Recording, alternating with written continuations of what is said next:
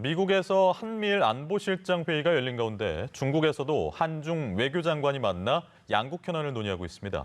한반도 문제와 미중 관계 등이 주요 의제로 다뤄질 걸로 보이는데요. 베이징 연결해서 자세한 소식 알아보겠습니다. 임광빈 특파원. 네, 베이징입니다.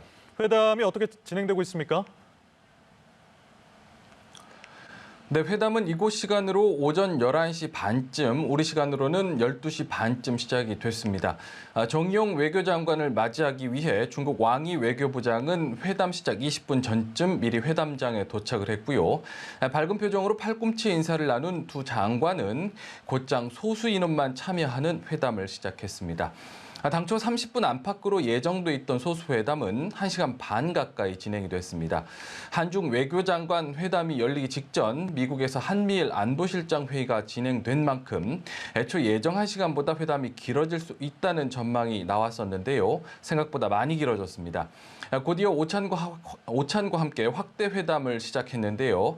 왕이 외교부장은 중국과 한국 양국의 전략적 소통이 중요하다면서 이번 회담이 매우 적기에 이루어졌다고 평가를 했습니다. 또 양국은 영원한 이웃이라면서 함께 코로나의 시련을 이겨내면서 두 나라 연대와 협력은 강화됐다고 덧붙였습니다.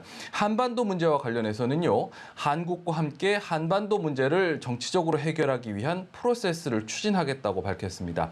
그러면서 중국과 한국은 중요한 전략적 동반자라고 말을 했습니다.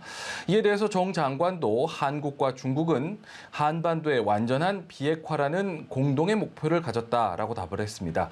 한반도 평화 프로세스의 실질적인 진전에 중국의 적극적인 역할을 기대한다고도 덧붙였습니다.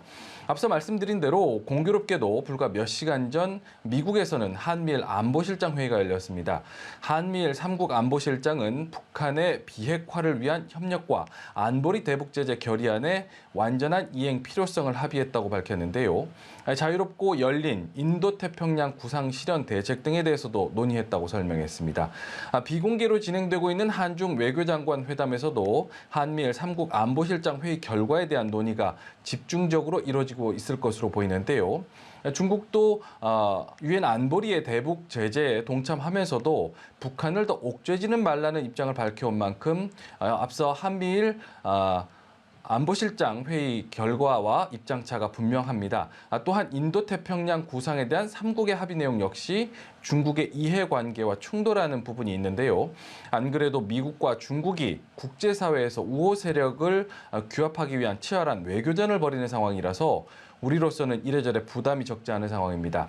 우리 정부는 굳건한 한미동맹을 바탕으로 한중 관계도 조화롭게 발전시켜 나가겠다는 입장을 거듭 밝힌 상황입니다. 정 장관은 오늘 회담이 끝나는 대로 전용기를 타고 귀국할 예정인데요. 양국은 별도의 회견 없이 각각 발표문 형태로 회담 결과를 내놓을 예정입니다. 지금까지 베이징에서 전해드렸습니다.